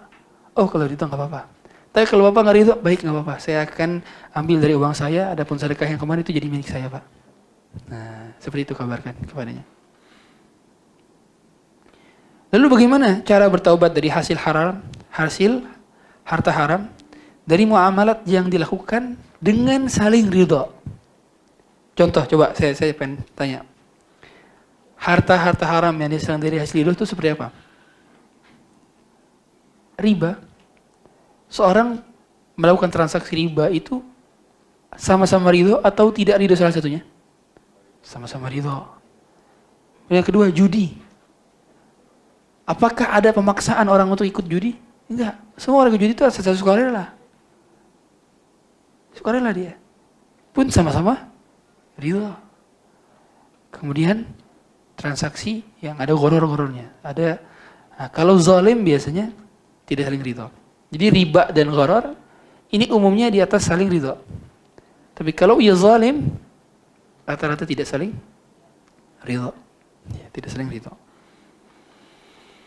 Maka orang yang seperti ini, ia seperti orang yang mengadu nasib, dia dengan akad goror ataupun sogok menyogok. Sogok menyogok termasuk saling ridho. Yang memberi ridho, yang menerima ridho. Itulah mengapa mari kita sampaikan, saat kita mengambil hak kita, yang memang hak kita boleh membayar tanpa ridho. Tanpa ridho. Karena kalau ridho itu jadi sogok menjogok. Ya. Tapi ingat, setelah melakukan prosedural dan ternyata memang tidak mampu karena memang dihalang-halangi dari hak kita, maka itu termasuk ke dalam keterpaksaan. Dan dia yang menanggung dosa, kita tidak menanggung dosa. Seperti dipalak jadinya. Seperti orang dijegat jalan, dimintain pungli. Nah seperti itu. Kalau kita ngasih, maka itu untuk mengambil hak kita, hak jalan kita. Bukan untuk membuat dia ridho. Nah, paham? Ya. Karena beda hal ini. Sebagian ulama menyatakan kalau kita ridho kepadanya, maka berarti kita dikategorikan seperti riswah hakikatnya. Ya. Kemudian seperti jual beli benda najis. Jual beli benda najis itu sama-sama ridho yang diharamkan. Kemudian beberapa perkara yang dia nggak tahu ternyata transaksinya haram. Maka orang yang semacam ini, maka dia mendapatkan harta yang dia tidak ketahui karena memang belum tahu, bukan karena tidak mau belajar. Beda antara orang yang tidak tahu karena tidak punya akses untuk belajar dengan orang yang tidak tahu karena tidak belajar. Dalam hukum Islam, ya, dalam akidah kita tahu ada orang yang diuzur karena ketidaktahuannya. Tapi karena ketidaktahuan yang asalnya adalah lalai, maka tidak diuzur. Contoh, orang yang tidak belajar Islam sehingga dia berbuat syirik padahal dia tinggal di kota, apakah diuzur? Tidak diuzur. Karena dia punya akses untuk belajar. Ada internet, ada handphone, ada YouTube, ada platform semua. Tapi kalau dia tinggal fi badiyatin, di dalam pelosok daerah yang paling dalam, bahkan dia tidak tahu kosakata Allah, tidak tahu. Kosakata Muhammad tidak tahu. Kosakata Islam tidak tahu. Baru orang ini diutur. Dia dikatakan sebagai ahlul fatrah nanti. Orang yang akan diuji nanti di hari kiamat. Ya, meskipun para ulama khilaf. Ada yang mengatakan dalam perkara akidah, orang ini cukup nanti masuk surga saja tanpa diuji. Tanpa diuji. Ada yang mengatakan dia perlu diuji sebagaimana hadis Bukhari. Diuji suruh turun, loncat ke bawah. Kalau dia loncat ke bawah, yang bawahnya adalah jurang api neraka, maka dia selamat dari neraka. Tapi bila dia tak turun, maka dia masuk ke dalam neraka. Diuji al-fatrah. Ya, maka orang yang semacam ini, kalau dia bertaubat dari harta yang pernah dia lakukan ternyata haram, maka falakum ru'usu amwalikum. Sebagaimana Allah Ta'ala mengatakan, faman ja'ahu maw'idhatun min rabbih fantaha falahu ma salaf. Siapa yang telah datang peringatan dari Tuhannya dan dia berhenti, maka dia mendapatkan apa-apa yang sebelumnya. Maksudnya gimana? Jadi kalau ada orang dia bertransaksi riba, dia belum tahu hukumnya. Memang jujur belum tahu dan dia bertaubat. Maka harta yang sebelumnya dia punya itu menjadi miliknya. Tanpa perlu dibakar, disedekahkan, dijual, enggak perlu. Ya. Dan Allah Ta'ala mengatakan, fa in tubtum falakum ru'usu amwalikum. Kalau kalian bertobat, kalian dapat harta kalian sebelumnya. Dan lagi-lagi beda. Orang yang sengaja menunda taubat, aduh ntar deh, tanggung bonus saya pensiun, akhirnya ditunda, dia nggak jadi resign, karena nunggu pensiunnya bonusnya lebih tinggi, nanti aja taubatnya habis pensiun. Karena nunggu taubat habis pensiun, ternyata meninggal sebelum pensiun dan belum bertaubat. Karena seorang tidak ada yang bisa planning mati kapan. Ya. Sehingga orang yang semacam ini, dia wajib untuk taubat ketika tahu. Adapun harta yang sebelumnya, itu yang diperbolehkan untuk menjadi miliknya. Tapi kalau taunya ditunda-tunda, atau berhentinya ditunda-tunda, maka dia bukan taubat. Ingat, syarat taubat tadi apa? Berhenti. Jadi kalau memang taubat ditunda, berarti dikategorikan harta tersebut tidak boleh dinikmati, tidak boleh dimiliki. Harus dikeluarkan semua. Jadi sedekah. Karena syaratnya apa? Taubat. Fa in tubtum. Dan kalau orang yang belum berhenti, belum dikatakan taubat. Maka bagaimana kita dapat falakum ru'usu amwalikum? Karena tidak ada taubat di sana. Dan lihat syaratnya, lihat. Faman ja'ahu maw'idhatun min rabbih fantaha. Dia berhenti. Syaratnya berhenti dulu. Falahu ma salaf. Baru dia dapat yang sebelumnya. Jadi kalau kita mau mendapatkan harta yang sebelumnya dari harta hasil riba kita, berhenti seketika, bukan menunda hingga banyak baru berhenti, enggak. Begitu tahu, amalkan berhenti, itulah falahu ma salaf. Itulah falakum ru'usu amwalikum. Itu. Sehingga kalau kita pernah kredit rumah, pernah cicil motor, mobil, secara konvensional, secara riba, bertaubat, maka mobil itu, motor itu, rumah itu menjadi milik kita. Menjadi milik kita, tanpa perlu dijual, dihibahkan, diwariskan. Diwariskan sudah pasti kalau meninggal. Tapi tanpa perlu disedekahkan. Kalau sedekahkan ke Baitul Salam aja mendingan. Ya. Semuanya sedekahkan. Kemudian, bagaimana orang yang tahu tentang perkara muamalat yang dia lakukan haram? Dia tahu bahwa itu haram, tapi dia melakukannya. Orang yang mengetahui bahwa muamalat yang dilakukan haram, namun sengaja ia langgar, maka cara dia bertaubat adalah dengan tidak mengambil barang atau uang yang belum diserahkan lawan transaksi kepadanya. Adapun barang atau uang yang telah diterima atau yang telah habis digunakan, maka ia wajib memperkirakan dan menggantinya, lalu menyedekahkan barang tersebut untuk fakir miskin, atau untuk fasilitas umum, atau untuk baitul mal, dalam rangka membebaskan dirinya dari dosa harta haram dan bukan disedekahkan atas nama orang yang memberikannya. Sehingga saat kita bermuamalah dengan harta haram dan kita tahu bahwa itu harta haram, maka kita wajib mengembalikan langsung uang atau barang yang kita tahu bahwa itu haram tanpa kita menikmati. Kalau kita sudah menikmati, maka segera kalkulasikan berapa total harta yang kita gunakan untuk kita berikan kepada fakir miskin dalam rangka membebaskan harta kita dari harta yang haram. Sebagaimana saat Nabi SAW mengangkat seorang sahabat yang bernama Ibnu Lutbiyah untuk menarik zakat dari Bani Sulaim.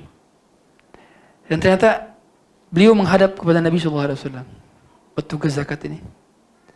Dia mengatakan, ya Rasulullah, ini zakat yang didapatkan, adapun ini saya, uang saya. Maksudnya gimana? Beliau itu dapat dari gratifikasi, dapat dari hadiah-hadiah orang. Ya. Dapat dari hadiah-hadiah orang karena beliau jadi petugas zakat. Dikasih tip oleh orang-orang. Apa yang Nabi SAW sampaikan? Kemudian beliau langsung naik mimbar. Saya tanya, beliau niat nasihati siapa? Ibnu Lutbiyah. Tapi beliau naik mimbar. Pelajaran penting. Boleh jadi kita ingin menegur seorang, tapi kita ingin yang lain juga dapat hikmah dan pelajaran. Maka beliau naik mimbar. Bukan langsung tegur, naik mimbar. Supaya semua orang dengar. Perkara penting ini. Agar tidak ada seorang pun yang miss. Beliau mengatakan, ma balu amin ab'asuhu. Apa gerangan pekerja ini yang saya sedang utus? Yaqulu hadza lakum wa hadza uhdiya ilayya. Dia mengatakan ini untuk zakat untuk umat. Adapun ini punya saya yang orang-orang hadiah kepada saya. Afala qa'ada fi baiti abi? Apakah dia enggak duduk saja di rumah bapaknya? Au fi baiti ummi, atau di rumah ibunya? Hatta yanzura ayuhda ilaihi am la? Sampai dia lihat apakah dia kalau duduk di rumah bapak ibunya artinya dia enggak kerja, apakah dia dikasih hadiah? Walladzi nafsu Muhammadin biyadihi, demi zat yang jiwa Muhammad berada di dalam genggamannya. La yanalu ahadun minkum minha syai'an illa jaa'a bihi yaumil qiyamah yahmiluhu ala unuqihi ba'irun lahu rugha'un aw baqaratun laha khawar aw syatun tay'iru. Dan Nabi SAW mengatakan ketika beliau mengatakan demikian, maka tidak ada seorang pun di antara kita yang menerima hadiah saat dia menjadi seorang pekerja yang sudah digaji oleh atasannya, dia dapat hadiah dari bawahannya. Kecuali nanti pada saat hari kiamat, hadiah-hadiah tersebut akan ditaruh di atas pundaknya dan memberatkannya. Maka kemudian Nabi SAW turun, mengangkat tinggi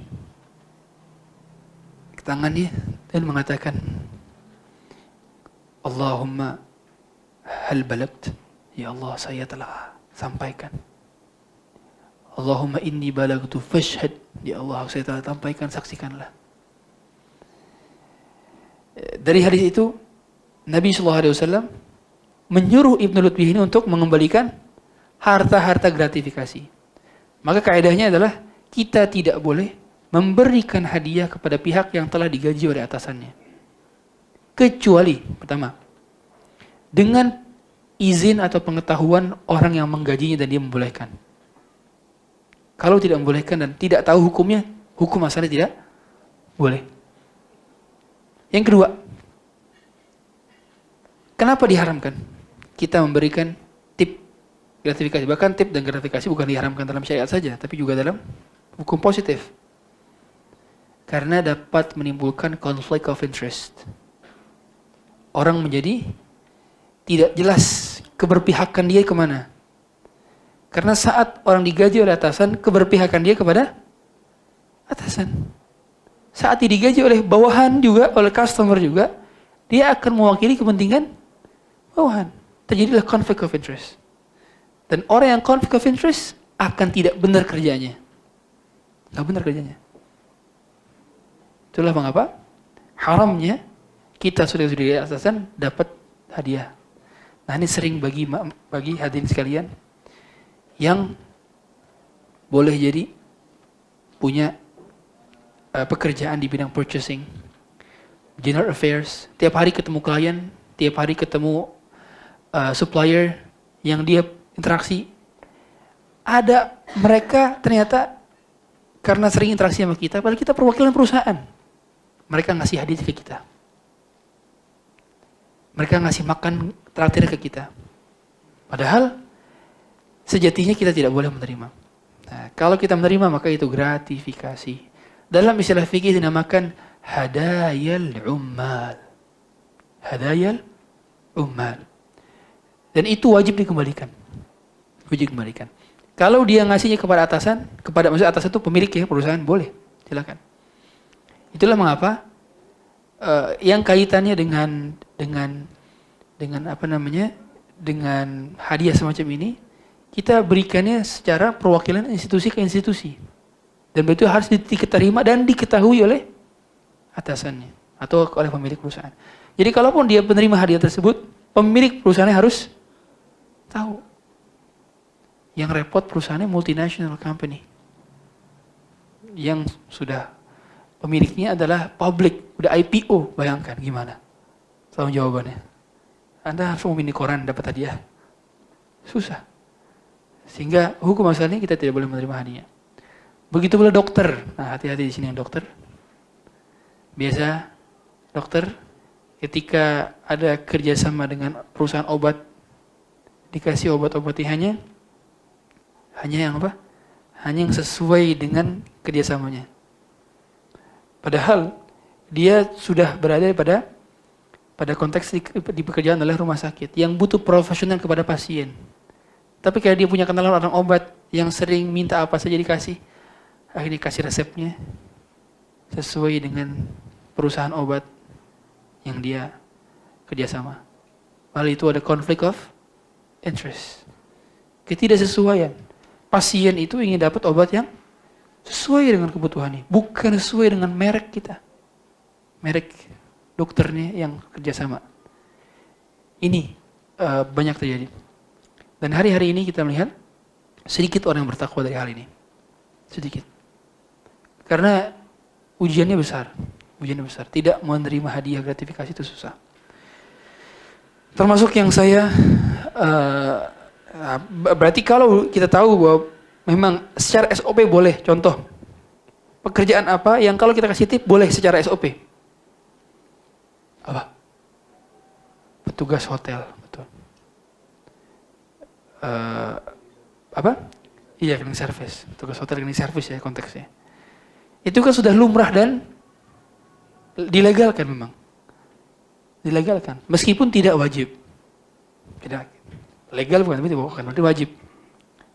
Ngasih tip kepada cleaning service atau bellboy atau ya semacam itulah nama-namanya.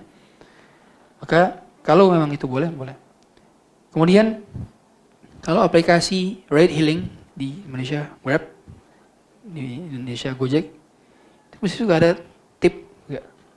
Tip. Boleh enggak tip? Boleh. Terlebih lagi Grab driver itu bukan sebagai karyawan Grab. Driver ialah mitra. Mitra, dia bukan karyawan. Seandainya pun karyawan, itu dimasukkan fiturnya ke dalam aplikasi. Kalau fitur dimasukkan ke dalam aplikasi, berarti legal apa haram? Apa ilegal? Legal. Karena nggak mungkin yang ilegal dimasukin ke aplikasi. Kalau nggak, pasti yang dimasukin ke aplikasi itu yang diketahui kan gitu. Do you want to give some tip? Kan gitu. Ada pertanyaannya kalau habis pencet bintang 5 tulisan mau kasih 2 ringgit, 5 ringgit. Ada. Di situ berarti boleh. Kita kasih tip kepada driver ride hailing. Maka tadi Nabi meminta dikembalikan. Harta gratifikasi itu sebelum dinikmati oleh Ibnu Lutbiyah diminta sama Nabi untuk dijadikan sebagai harta negara, harta sitaan. Begitu pula Umar bin Khattab radhiyallahu ta'ala pernah menyita juga harta yang para gubernur yang dianggap haram. Ada beberapa harta pejabat-pejabat diambil, dimasukin ke dalam Baitul Mal. Maka kalau benar-benar kita tahu bahwa muamalah yang kita lakukan haram dan ternyata kita perlu mengembalikannya, maka segera dikembalikan. Segera dikembalikan. Saya minum dulu ya. Bismillah.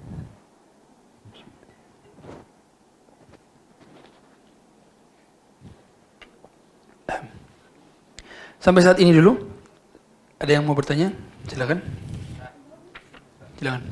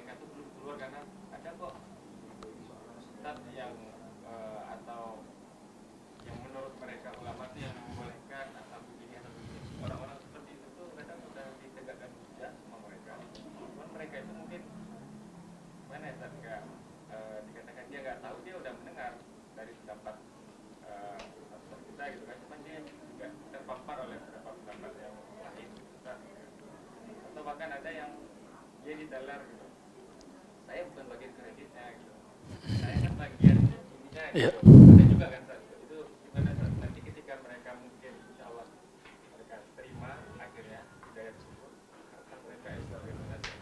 Ya, barakallahu fiik. Insyaallah. Ini baru siap nanti teman kita bawa bisnis. Insyaallah, jazakallahu khair. Enggak ada sugar kan Ustaz, enggak mau sugar. Enggak ada sugar. Ya Allah. Allah Ustaz, bismillah. Jazakallahu khair. Cantik kali ya. Insyaallah. Insyaallah. Iya. Dia belum dikatakan taubat bila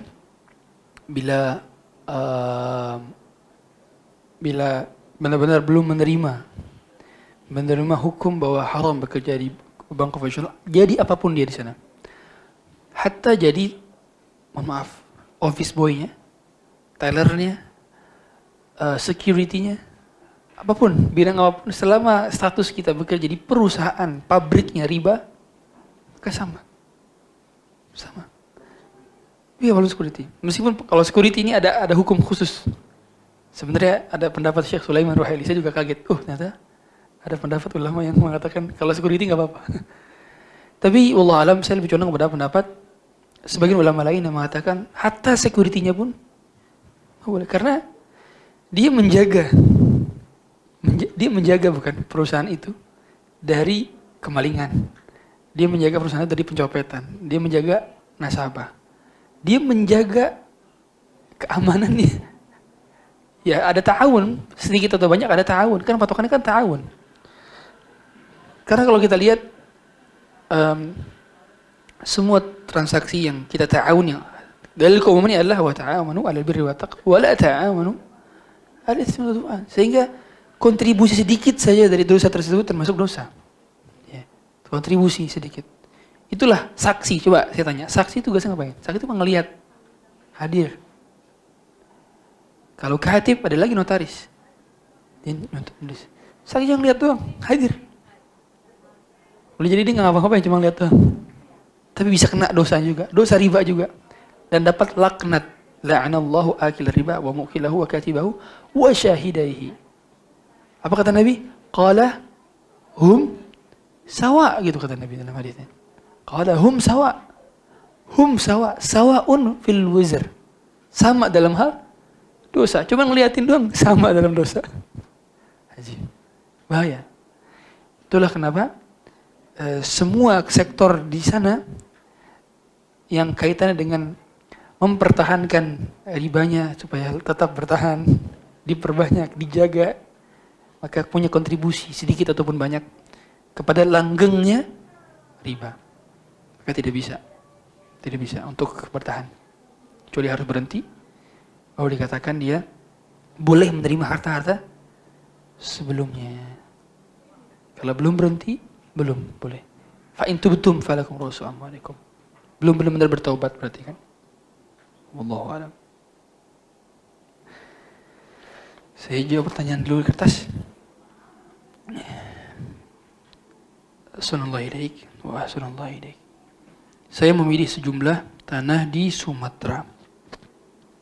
Saya mendengar di daerah saya ada emas di dalam tanahnya. Apakah saya boleh membuka tambang emas di dalam tanah milik saya sendiri? Dan berapakah kadar nisab emas galian tambang yang wajib dibayar zakatnya? Ini ada kaitan dengan izin sebenarnya. Kaitan dengan izin. Karena segala aktivitas penambangan di negara kita itu harus ada izin. Dan bila tidak izin maka ilegal.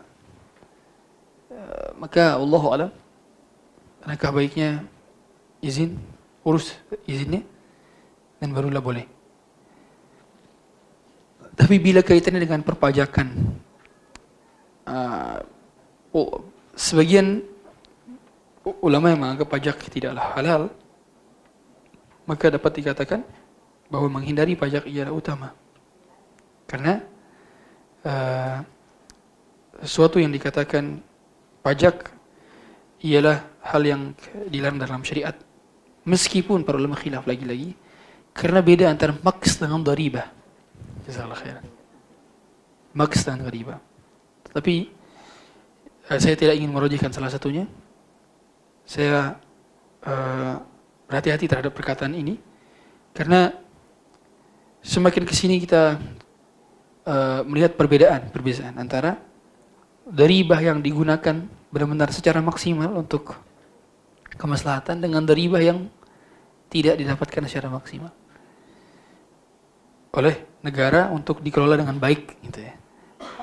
Contoh, misalkan untuk negara, contoh negara A, pajaknya tinggi, tapi yang dihasilkan dari negara tersebut terhadap pajak tidak sesuai dengan pendapatannya, maka ia lebih dekat ke maksun. Nabi SAW mengatakan, la yadkhulul jannah sahibu maksin.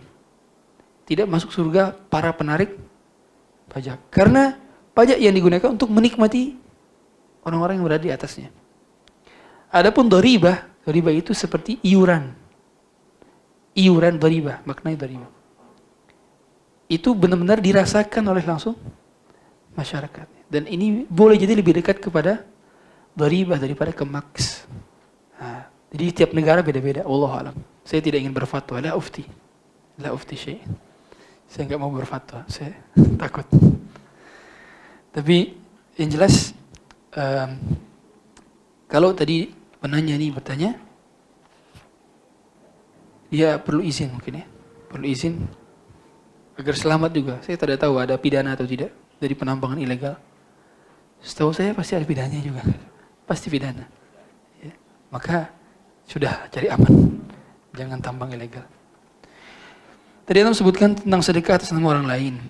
Bagaimana hukumnya bersedekah atas nama orang lain yang telah meninggal dunia seperti atas nama ibu atau ayah mertua yang sudah meninggal dunia? Boleh. Boleh sedekah atas nama orang lain. Apakah boleh dikiaskan dengan bacaan Quran sebagai sedekah bagi si mayit, yakni mengirim pahala bacaan Quran bagi orang yang telah meninggal dunia? Adapun ini ialah perkara yang tidak disepakati oleh para ulama. Maka dalam hal mengirim pahala, tentu kita lebih utama mencari hal-hal yang lebih pasti, bukan? Karena effort banyak-banyak, tapi ternyata di hari kiamat Allah bilang, ini nggak dapat. Gimana? Tentu ini perkara ijtihadiyah. Memang sebagian ulama mazhab Hambali mengatakan sampai. Mazhab Syafi'i tidak sampai.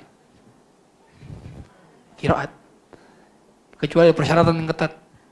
Sampai beliau di antara perkataan Al-Imam Nawawi adalah Allahumma ja'al thawaba qiraati li fulan wa fulan. Ya Allah, jadikan pahala bacaan Quran untuk fulan dan fulan. Kemudian mayatnya harus hadir di situ. Banyak persyaratannya. Tapi hukum masalah tidak sampai, kata beliau, kata Imam Syafi'i. Ini kata Imam Syafi'i sendiri. Ya. Ala kullin, saya pribadi menyarankan fokus kepada hal-hal yang lebih pasti saja. Yang disepakati oleh para ulama. Ialah sedekah dengan harta. Kalau itu pun tidak dengan harta, kita bisa membadalkan haji atau umrah. Pasti disepakati oleh para ulama keabsahannya. Badal haji dan umrah. Mendoakan. Allahumma gfirlahu warhamhu. Mendoakan. Dan, di antara salah satu tips. Baik. Ustadz, saya mau wakaf Quran, Ustadz. Untuk orang tua saya. Tapi saya lihat wakaf Quran di Masjidil Haram, Masjid Nabawi sudah begitu banyak. Banyak sekali. Anda tahu, di antara bisnis orang saat ini juga adalah wakaf Quran. Bisnis. Ini jadi bisnis. Subhanallah. Akadnya batil. Akadnya salah. Kalau memang dia murni bilang tulis wakaf, tiba-tiba dia dapat margin dari pembelian. Nggak boleh. Karena dia akadnya wakalah. Kalau wakalah apa? Wajib memberitahu berapa harga barang dapat, berapa margin dia dapat. Tapi ternyata poster-poster wakaf Quran itu nggak ada menyantumkan hal demikian. Kalau memang akadnya adalah dia beli, titip beli, boleh. Titip beli Quran nanti akan diwakafkan, boleh. Anda pasang harganya, Anda beli dulu Qurannya, baru Anda jual, jelas akadnya. Tapi ini akadnya enggak, seperti Anda buka donasi, tiba-tiba Anda dapat margin dari donasi Anda, tidak boleh. Ini kejadian peristiwa seperti itu. Nama donasi itu apa? Donasi itu apa? Artinya donasi itu apa? Donasi itu artinya pihak mewakilkan kepada kita dengan hartanya untuk kita salurkan donasinya. Kalau ada lebih, berarti kita sampaikan kepada mereka yang telah berdonasi, gitu. Bukan kalau sudah ditunaikan ternyata lebih buat kita. Enggak. Akadnya wakalah. Dan setiap wakalah itu ada sisi amanah. Amanah. Karena kita representatif dari pihak yang mewakilkan. Namanya representatif berarti harus memberitahu segala peristiwa real yang telah dia lakukan. Ini yang saya sampaikan. Maka tadi sampai mana tadi? Oh ya, pertanyaan ini ya.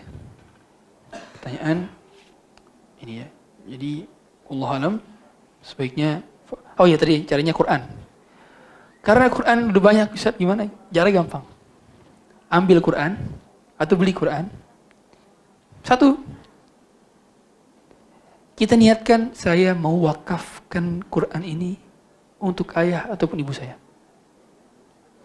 Satu saja ya apa? Wakaf. Untuk siapa mereka? Lalu kita baca tiap hari. Setiap kali kita baca, otomatis orang tua kita dapat pahala. Dan setiap orang yang baca Quran ini akan dapat pahala juga. Kita bisa lagi nggak bisa baca Quran, aduh saya lagi lemas, lagi sakit. Panggil anak, nak baca Quran, pakai Quran ini, wajib pakai Quran ini. Buat pahala ke orang tua? Buat pahala. Itu caranya. Daripada tadi yang khilaf dengan para ulama, nggak tahu terima atau tidak. Ini tips yang bisa kita lakukan ya. Karena ya wakaf ialah wakaf. Asalkan dilafadzkan dan diniatkan bahwa aset itu menjadi wakaf, sah menjadi wakaf. Dan tidak boleh diperjualbelikan setelah dia menjadi aset wakaf. Hukum asal demikian.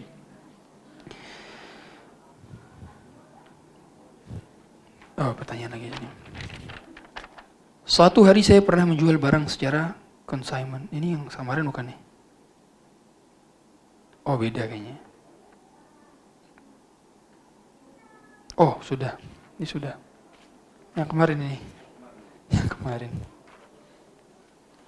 Jika ada pekerja yang mengutip sampah di kawasan perumahan, bolehkah kita memberi minuman atau makanan? Nah, lagi-lagi. Hukum asalnya kalau dia sudah digaji berarti tidak boleh. Itu hukum asal. Kalau kita memberikan hadiah berarti harus ada peraturan tertulis maupun tak tertulis dari orang yang menggajinya bahwa dia halal menerima upah tip. Boleh. Berarti kita perlu nanya tuh, ya ke Pak RT berarti kan, yang gaji dia. Pak RW.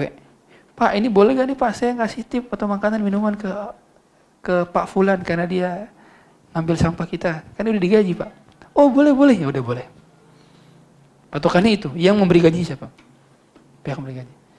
Karena ketika setelah mendapatkan keridhaan dari pihak yang menggaji berarti nggak ada sisi conflict of interest. Berarti telah ridha dia kalau misalkan punya potensi demikian. Oleh karenanya guru yang telah digaji oleh sekolah, itulah kenapa tidak diberikan mendapatkan hadiah dari wali murid, sebab akan kehilangan objektivitas dalam menilai.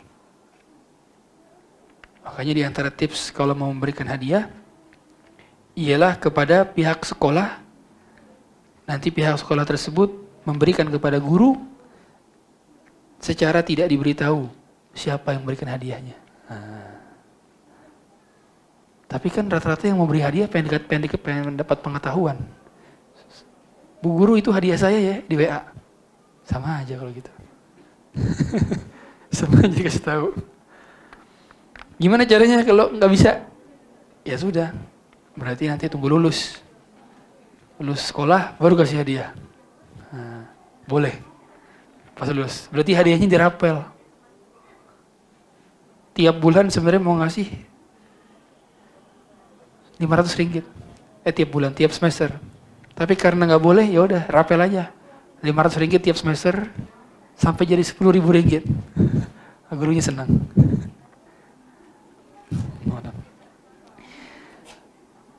Semoga Allah merahmati Ustaz, keluarga dan tim muslimin. Amin ya rabbal alamin. Izin bertanya Ustaz, bagaimana dengan hukum EPF?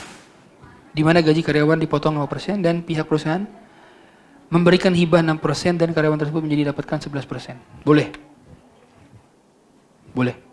Kalau perusahaan yang ngelola, bukan pihak asuransi. Iya, betul. Nah, kalau misalkan itu perusahaan yang ngelolanya ialah perusahaan di bawah perusahaan kita, boleh. Tapi kalau perusahaan pihak ketiga asuransi, dana kita dipotong setiap bulan, gaji kita dikelola oleh pihak asuransi konvensional, dan dia bertambah, kemudian diberikan kepada kita hasil tambahan itu, tidak boleh kita terima. Kita hanya boleh menerima sejumlah gaji yang kita dipotong tiap bulan. Karena dikelola oleh perusahaan asuransi non konvensional. Adapun kalau perusahaan itu mengolah dan memberikan dana hibah dari dia ke kita, boleh kita terima. Hibah sebagaimana bos kasih kepada karyawannya, halal diterima. Tapi kalau dikelola, nah tadi, yang jadi inti masalahnya kan dikelola, diinvestasikan di sektor-sektor yang tidak jelas kehalalannya. Contoh di deposito, kemudian di obligasi, saham-saham yang tidak syariah. Itu kan ada margin yang dihasilkan dari hal yang syubhat atau yang haram. Maka kita tidak boleh mendapatkan profit. Lagi kalaupun kita ambil, sebagian dari sisa tadi, selisihnya antara gaji dengan pendapatan, gajinya kita ambil, pendapatannya boleh kita salurkan kepada fakir miskin, boleh. Boleh. Kalau misalkan kita ambil, kita taruh di sana nggak bisa, dan malah jadi diputar lagi sama dia misalkan. Kalau kita taruh diemin, diputar lagi nih dananya. Ambil semuanya, tapi yang kita nikmati ialah gaji kita. Adapun selisihnya kita berikan kepada fakir miskin. Gitu ya. Sebagian ulama mengatakan kalau memang pada saat diambil ternyata total gaji tidak mampu mencukupi kebutuhan kita selama setahun. Saat pensiun nih diambil, ternyata kurang karena kita nggak punya income lagi, nggak punya source of income lagi. Maka para ulama mengatakan boleh kita menikmati yang tadi, yang selisih tadi, karena ilatnya adalah kita miskin juga. Jadi boleh dinikmati kalau kita fakir miskin. Kalau masih kaya ketika dapat ambil gaji, masih kaya, berarti yang tadi disedekahkan. Karena ilatnya darurat. Dan patokan daripada orang fakir miskin adalah orang yang tidak memiliki kemampuan untuk mencukupi kebutuhan hidupnya selama setahun. Jadi kalau misalkan kita punya uang, sepertinya uang kita cukup untuk kebutuhan setahun, berarti kita orang kaya. Tahun ini tahun Hijriah ya. Oleh karenanya kenapa? Pembayaran zakat itu pembayaran tahunan. Untuk mencukupi kebutuhan hidup selama setahun, bukan sebulan, bukan sehari, bukan sepekan. Nah, coba cek masing-masing sekarang kategorinya miskin atau kaya. Cek dari mana? Lihat rekening. Oh, saya ada 1 juta ringgit. Kaya berarti. Rp1 cukup gak buat setahun di Malaysia? Cukup? Really? Cukup? Ya sudah, berarti kaya. Tapi kalau kurang dari setahun, kayaknya udah habis nih. 10 koma. Setiap tanggal 10 koma.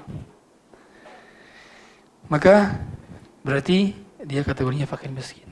Jadi kemudian setahun. Makanya nafkah Nabi SAW kepada sebagian istrinya ialah nafkah setahun. Pada saat beliau menggadaikan baju besinya sebelum meninggal, itu beliau membelikan 60 sok gandum.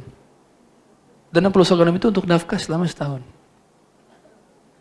Nah, barulah dikalkulasikan oleh para ulama, oh berarti seharinya itu beberapa mud. Gitu ya. Kepada salah satu istrinya. Karena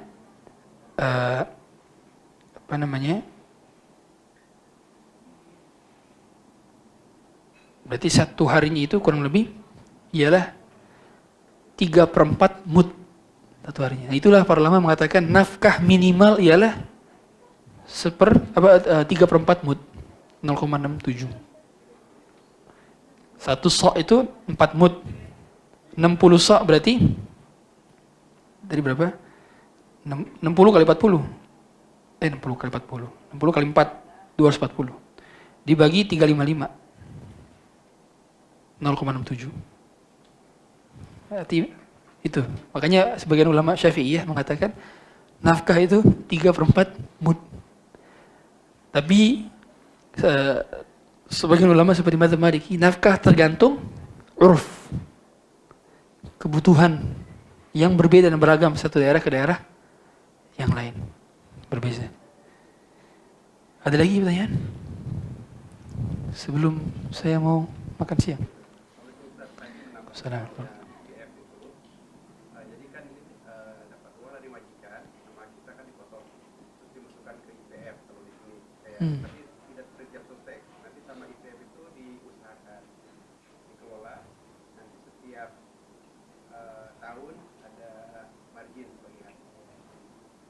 Nah, mungkin yang bisa dipertanyakan bagi hasil ini apakah halal atau tidak? Ya. Tadi patokannya perusahaan yang diinvestasikan. Bila perusahaan itu sektornya halal, halal. Contoh, Petronas. Asas Petronas perusahaan itu kan di bidang perminyakan, halal. Tapi kalau investnya ke perusahaan bank konvensional, asuransi konvensional, haram. Nggak boleh. Jadi patokan itu. Patokan bagi hasil halal atau tidak itu. Dan dia dana dikelolaan tadi, di mana dia? Di sektor apa dikelola? Itu patokannya. Wallahu a'lam. Ada lagi muslimat? Ya, kan. Lebih baik mana yang kita lakukan? Misalkan ada orang berhutang dengan kita, katakanlah contoh real. Apa? Contoh realnya. Oke. Ada kalau kita di sini kita mau sewa, kita mesti ada deposit. Nah, deposit itu tidak dikembalikan sama owner rumah. Nah, pilihannya adalah apakah kita membiarkan saja dengan niat nanti di akhirat pahala dia Oh ya. biarkan saja nanti di akhirat kita niatkan pahala dia buat kita. Ya. Ya. Kalau seperti ini, uang kita ditahan oleh orang, uang kita nggak dikembalikan oleh orang, kita ditipu oleh orang, kita punya hak dua. Meminta dan untuk mengambil kembali. Kalaupun tidak, ya sudah, kita akan tutup di hari kiamat. Dan itu tergantung daripada kebutuhan kita sekarang. Kita butuh atau tidak kepada harta itu. Kalau tidak terlalu butuh, kalau saran saya, jadikan tabungan saya di hari kiamat. Kalau tidak terlalu butuh sekarang. Tapi kalau butuh, wah, saat uang itu buat kontrak lagi Ustaz, kalau enggak saya susah, ya udah tagih. Patokan itu. Tapi sejatinya, setiap hak itu akan dikembalikan. Nabi SAW mengatakan, La tu'addunna al-huquqa ila ahliha yawm al-qiyamati hatta yuqadil asy-syati al-jalha min asy-syati al-qarna. Setiap hak akan dikembalikan sampai tanduk-tanduk unta atau kambing yang patah akan dikembalikan kepada tanduknya. Saya punya cerita dari Ustaz Firanda. Beliau cerita tentang Syekh Abdul Razak waktu itu. Syekh Abdul Razak suatu ketika pernah di Riyadh nyari hotel. Sudah bayar. Dan beliau memang nyari hotel yang nggak ada rokoknya, maksudnya nggak bau rokok, bersih. Ini bersih ya, oke, kata resepsionisnya bersih. Begitu masuk kamar, bau rokok, tidak proper. Ini resepsionis nggak tahu yang beliau layani Syekh Abdul Razak, karena di Riyadh mungkin, bukan di Madinah. Kalau di Madinah mungkin tahu ya harusnya. Di Riyadh. Sampai akhirnya beliau protes ke bawah. Ini gimana? Kan tadi sudah bilang katanya nggak ada rokok, nggak bawa rokok, bersih macam. Oh iya begini. Tidak dikasih solusi. Saya meminta uang saya kembali. Oh tidak bisa, sistem sudah menganggap ini Bapak sudah pesan kamar kita. Bapak tidak bisa untuk mengambil uang ini kembali. Apa yang beliau katakan? Ini hak saya dan hak saya pasti akan kembali. Assalamualaikum. Pergi beliau. Setelah beliau pergi, atasannya resepsionis ini nggak tahu kalau itu adalah Syekh Abdul Razak. Setelah berhari-hari, berpekan-pekan, dicari di telepon nomornya, akhirnya beliau dapat uang kembali yang saat beliau pesankan di awal. Lihat, keyakinan seorang akan haknya akan kembali, cepat atau lambat, di dunia atau di akhirat. Ini yang harus kita tanamkan. Maka nggak perlu khawatir kalau ditipu, ya sudah ditipu. Alhamdulillah saya punya tabungan di akhirat. Dizolimi, alhamdulillah saya dapat tabungan lagi tanpa perlu saya kerja. Ada orang yang kerja buat saya. Nah, semacam ini keyakinan. Dan semua hak kita sejatinya ialah yang ditakdirkan untuk kita dan akan kembali kepada kita kembali. Baik bentuknya adalah dunia maupun di akhirat. Tapi pada akhirnya kekayaan yang abadi ialah ketika berada di akhirat kelak. Maka daripada itu saya rasa tergantung daripada kebutuhan kita saat ini. Wallahu a'lam.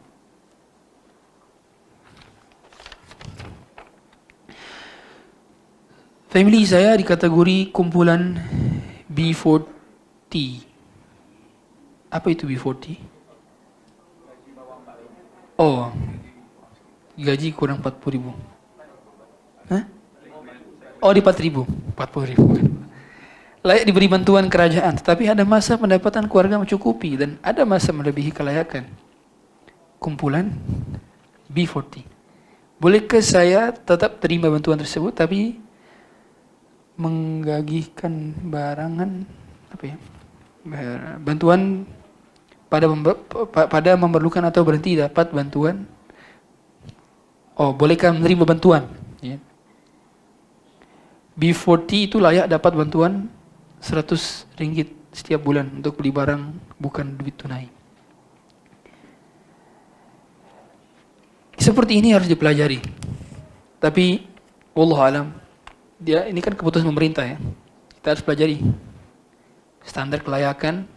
Kategori orang B40 itu adalah orang yang terus-terusan selama setahun dia di bawah 4.000 atau ada masa di mana dia pernah 4.000 tapi dominannya 4.000 misalkan. Ini perlu dilihat peraturan karena segala hal kebolehan do's and don'ts dari sebuah peraturan itu kembali kepada peraturan. Dari hukum kembali kepada peraturan yang tidak melanggar syariat. Ya. Maka kalau ini tadi tanyakan ke pemerintah dan lihat baca peraturan. Tapi husnuzon saya, hemat saya, pemerintah pun sudah tahu yang di bawah 4.000 itu nggak selalu 4.000. Karena dia manusia itu punya keinginan untuk berkembang, bukan? Dan saya mau target pemerintah adalah membuat orang untuk menaik perekonomian dengan beri bantuan tersebut. Ya. Sehingga kalau Allah alam masih kategori memang pernah dalam setahun itu dia pernah di 4.000 di bawah 4.000 maka Allah alam masih masuk kategori. Karena jarang-jarang di atas 4.000-nya. Ya. Dan lagi-lagi tapi ini harus ditanya kepada tim dalam pemerintahan sebab ia adalah fatwa yang terikat dengan qanun pemerintah. Wallahu a'lam. Ini question? Adalah pemerintah tidak mensyaratkan seperti itu,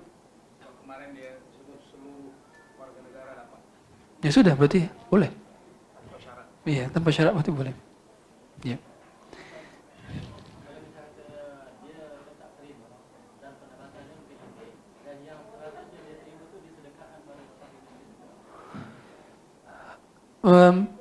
Sesuatu yang bukan haknya, kalau memang dia bukan haknya, tidak boleh diterima.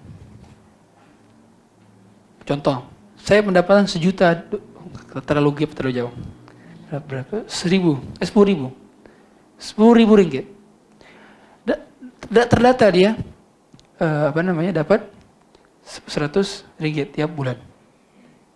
Dan dia sedekahkan. Berarti dia telah mengambil jatahnya punya orang yang telah didata oleh pemerintah. Maka sebaiknya dia lapor. Saya tidak layak dikembalikan. Karena boleh jadi pemberian kita kepada fakir miskin yang lain itu sudah di-cover juga oleh pemerintah. Boleh jadi dia udah dapat 100 ringgit juga. Masa kita berikan lagi? Maka itu dia sebaiknya lapor. Kalau memang itu kita tidak layak untuk menerimanya. Karena bagaimanapun pemerintah ketika memberikan itu sudah by data. Data pemerintah lebih lengkap daripada kita. Distribusi terhadap bantuan itu lebih valid dibanding distribusi bantuan kita. Kan data mereka meng-hire data scientist. Mereka meng-hire orang-orang yang memang di bidang konsultan data yang hebat untuk bisa mengatur pemetaan bantuan itu. Dan udah canggih. Maka sebaiknya kita serahkan saat kita memang sudah mampu. Wallahu a'lam.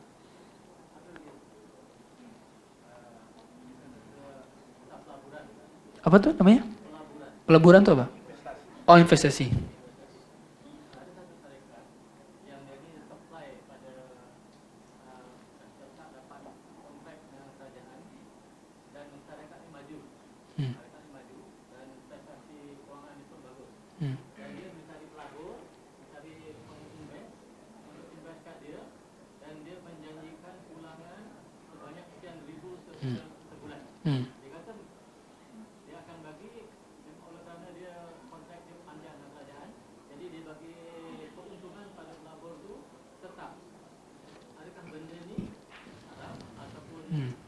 Ya, tidak boleh. Sesuatu yang modelnya investasi itu kembalinya bukan dalam bentuk uang tetap, tapi persentase. Tidak ada, sini invest ke saya supaya pemerintah, saya kaki tangan pemerintah. Nanti kalau kalian nak invest ke saya akan berikan tetap 1.000 ringgit tiap bulan kepada kalian. Itu namanya riba. Kenapa? Karena modalnya terjamin dan pendapatannya tetap. Pendapatan dari segala macam jenis investasi itu tidak tetap. Margin. Persentasenya margin. Margin itu berarti apa? Persentase kan? Berapa persen? Karena kan kalau namanya persen berarti tidak harus fix. Pendapatannya tidak harus fix. Dia akan naik turun. Karena kan pendapatan tiap bulan beda. Gitu. Kecuali memang dia jual beli lepas. Telah diketahui bahwa tiap kali jual itu segini. Tapi kan tidak selalu laku dijual. Bisa jadi kontraknya terputus di jalan. Ya. Maka lagi-lagi yang lebih tepat bukan nominal dijanjikan, tapi persentase. Dan modalnya tetap berpotensi hilang ketika. Jadi kita pahami konsekuensi. Kalau misalkan perusahaannya bangkrut, modal saya utuh apa hilang? Kalau dia bilang modal kalian utuh, berarti riba. Kenapa? Karena berarti dia menjaminkan modal sedangkan ada bagi hasilnya. Kalau modal terjamin ada bagi hasil berarti riba. Sama seperti kita dapat uang dari perbankan kalau modal kita diam di sana ngendep dan kita bisa ngambil kapanpun dan terjamin modal kita terjamin, nggak hilang. Pendapatannya adalah riba. Nah itu dia makanya kalau usul ada risiko penanggungan. Nah, tapi beda antara ketiadaan risiko dengan diversifikasi risiko. Beda. Boleh jadi ada risikonya, tapi diversifikasi. Sehingga jadi kecil sekali potensi kerugian. Bisa jadi. Nah, ini kecerdasan orang yang ngelola harta. Harusnya bisa. Ya, di diverse. Ya, taruh. Nanti seperti minim sekali. Ada risiko tapi minim. Selama masih ada risiko, maka halal keuntungan bisnisnya. Karena kaidahnya, la ribhu lima lam yudman. Tidak boleh ada keuntungan dari tidak adanya risiko dalam bisnis. Harus ada risiko. Seperti itu. Cukup? Insyaallah. Kita lanjutkan nanti setelah makan. Sallallahu alaihi Muhammadin wa alihi wa sahbihi wasallam. Assalamualaikum warahmatullahi wabarakatuh.